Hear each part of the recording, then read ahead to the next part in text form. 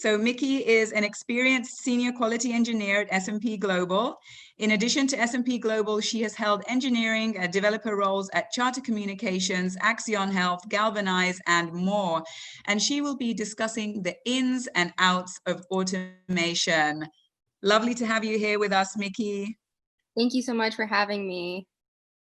Let me see if I can get this started. Yeah, so I just kind of wanted to talk to you guys a little bit about automation and just kind of share what we do as automation engineers. I feel like it's changed a lot just over the last few years, and every company kind of does it a little bit differently in how they use automation, but it's definitely a field that's growing a lot, and there's just a lot to it. So most companies kind of divide automation just like on your stack. So you have your front end, you have your API, you have your back end, and then you have like your performance and just like scalability of your app, and then you have security. So those are kind of like the ways they divide automation typically. Definitely the one that you spend your most focus on is going to be your UI, and just kind of making sure that your user experience is the way that it's supposed to be. And so that is everything from like making sure that URLs are loading the right pages, to making sure that when you click on elements that you're getting the right response, to you're entering text and you're saying what you're supposed to be saying. And so typically how we kind of divide that out is we'll make these like user journeys where we just kind of go through, how is a user going to use this application. So let's say you're building a calculator, and it's like, I want to know what's going to happen when I'm doing something positive, like when I'm adding, subtracting, deleting, clearing out. Am I seeing the right result? And then what happens when it's negative? Like, let's say something errors out, or I just leave it on blank for a really extended period of time. And you just kind of go through all these different scenarios for what can happen to an application just from the surface level, right? Not worrying about the API or the backend or anything like that, but just what are the things that can go wrong or right from a user experience. And so once you've figured out all of those journeys, that is kind of the forefront of where automation comes in. You can automate all of that because we have so many libraries out there, regardless of what you learn. Like if you're a JavaScript person or a Python person or a Java person, they're all kind of comparable, and you have these libraries that can go and help you to automate really effectively everything that you're seeing when you're looking at an application through Chrome. And so that's kind of like where we spend the most of our time. The next part is kind of like getting into the APIs, and like, if I'm clicking on something, am I getting a 200 response when I'm expecting that to happen? Or am I getting a 400 response? Am I able to like inject data that doesn't necessarily need to be there and, kind of compromise the integrity of my system? And so you can kind of start to be a little bit of an attacker when you're working on API automation and kind of making sure like this application is secure and is just, a strong, well-rounded application. We use mostly Postman for that type of thing, just because Postman is really easy to manipulate, HTTP requests and responses, and kind of make sure that you're getting what you want to be seeing. But there's so many ways that you can also just do that through code and see the responses that you're going to be getting and automate it that way as well. For a database, probably the most common thing that we do with automation is just making sure stuff is getting there. So when I, back to the calculator analogy, like if I am, making this 2 + 2 = 4, and I see the 4 there, is the 4 getting stored in the database, or is it getting cleared out? If I put in a bunch of different numbers, what part of that is going to actually remain in the database, and what part of that do I want to clear out? Does anything get mixed up? So like, in my current role, we do a lot of transfer where something will move from one database to another database to another database. And so sometimes you'll lose rows of data or something like that. And that's kind of where you really want to make sure, that's just a really important part of automation there, is making sure like I can keep as much data as I can and make sure like I'm seeing the right numbers across the board. And so it's kind of a combination of automation and SQL.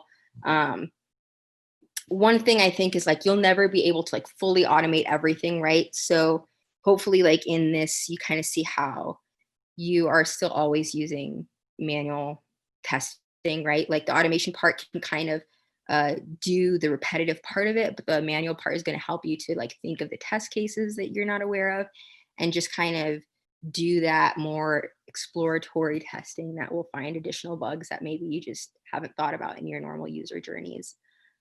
So that's UI, API, DB automation. Finally, we do like performance testing. And so what I've done in a lot of companies is usually like K6 is a library that is really good for doing performance testing. And it's basically saying, what's the point where this application stops working, right? So back to the calculator analogy, if I am making this calculator accessible to 1 million users, are all 1 million users going to be able to use the calculator at the same time, or is it going to crash? And so you want to figure out where is that like breaking point for an application, right? When does it start to go bad? And so you can use automation scripts to kind of play with your application and start with, one user, and I can work my way up to just increasing the load until I find out, okay, this is the point where stuff starts to not load the way that I want it to. And then you can give these bugs to your developers to figure out how to make your application better so that, it's more scalable and people don't just get frustrated when a page takes 2 minutes to load and they just leave before even actually getting to use the application. Security is kind of the last thing, and that is a very broad term. I feel like that's still kind of getting fleshed out at a lot of companies, but it's basically just kind of trying to make it secure as much as possible. And where are the loopholes? So, am I able to add a SQL injection here and kind of manipulate the database just from the UI, stuff like that? You're kind of thinking as like a hacker, and how can I either break the system or how can I prevent it from being broken? And so I don't know, those are kind of the main categories of automation that I've seen so far and what I've gotten to play with. So I hope that gives you guys kind of like an overview, a little summary of what we do, and that's about it.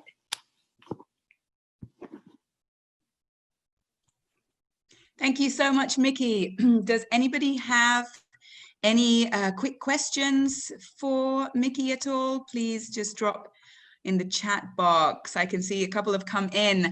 Victoria is asking, what's a good library for security? I don't know. For security, it's really tough, right? I've never had like a full security job. I've only done security stories in my normal everyday process. If you want to look at performance though, I would definitely say start with K6, just because K6 is super easy in terms of the tutorial and getting you up to speed and just kind of the, walking through the basics of getting something going. And if you want to know of a library for like just general automation on the UI, I would say start with like Selenium or even just general WebDriver. And they just have a ton of like built-in custom methods and functions that can kind of start to give you like just an overview of what you can do. Yeah. Nicole, I am an experienced manual tester and looking for a job. It seems that I need automation experience now just to be considered at most places. What skills would you recommend I try to learn? Yeah, I would definitely, even if you can get any kind of like just basic coding skills, I think that would be an awesome place to start. So like, they have a lot of free places, like Free Code Camp is really cool. You can start to get kind of the basics of, how loops work and just basic methods, and start to get an understanding of just what code is in general. And then when you start to look at like Selenium and libraries like that, it'll make a lot more sense and the puzzles will just fit together a lot faster. Great. And we have Jean here who is asking, what are your tips on how dev can work with automation engineer to reduce completion time? One challenge is dev having to finish the UI ready for automation work to start, which ends up with a huge workload on automation piece. Yeah, definitely. I agree with that a lot. I feel like I have that struggle too. I think the biggest thing that kind of helps is, they say like, shifting everything to the left, right? Because a lot of times with QA, some places will kind of work on their requirements on their own. And then once it's all finished, then it gets to you and it's like, okay, here, test it, right? And it's like, well, test what? Like what exactly, how is this supposed to work, right? So shifting left, meaning at the beginning, when the developer gets that story and starts to, work on what they're developing, have a conversation with them then and start to understand, hey, okay, so your feature might be build a calculator, but what exactly does that mean? What am I expecting to happen when this goes bad? What am I expecting to happen if the customer leaves the calculator idle for 10 minutes? And you start to have those questions before the developer has even built anything, then it'll start to kind of make it faster when the story actually does come to you and it's time to test. And you can start to kind of plan out what your automation storyline is going to be like ahead of time before it's actually gotten to your desk. And then it just helps turnaround time a lot better. And then I feel like it kind of helps reduce bugs too, because you're both on the same page at the beginning before it's developed. Because also being QA, whether you're manual or automation, it's you want to kind of be that brain for your developer and think about all the things they haven't thought about, right? So you don't want them to come in with all these bugs. You want to kind of be like, prevent the bugs, like, hey, have we thought about this before this has happened? And then it just kind of works a little bit more seamless that way. Okay, Patricia is asking, is it possible to try automation or write test automation scripts and test performance using your own computer? So like setting up your own testing environment. Yeah, definitely. Yeah.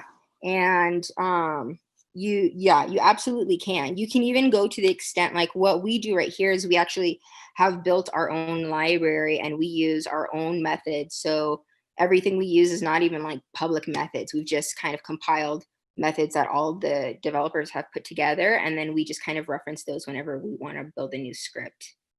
So yeah, you can do everything locally on your computer for sure. And Tahani is asking, which programming languages do you recommend to learn automation?